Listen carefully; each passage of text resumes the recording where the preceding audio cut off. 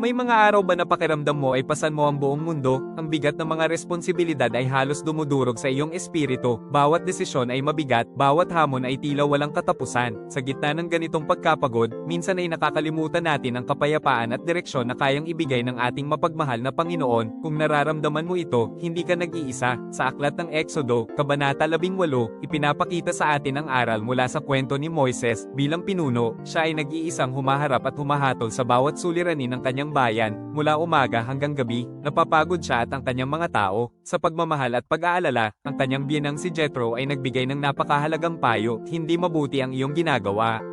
Ang aral ay malinaw, hindi natin kailangang pasanin ang lahat mag-isa, sa pagtitiwala sa iba, sa pakikinig sa payo ng ating mga kasama, at higit sa lahat sa pananalig at paghingi ng karunungan sa Diyos, makakatagpo tayo ng tunay na kapayapaan at kaayusan. Ang walang hanggang pagmamahal ng Diyos ay nagbibigay sa atin ng kakayahang magbahagi ng mga pasanin at makaranas ng tunay na kapahingahan na nagmumula lamang sa Kanya. Ito ang susi sa isang buhay na puno ng pagkakaisa at kapayapaan.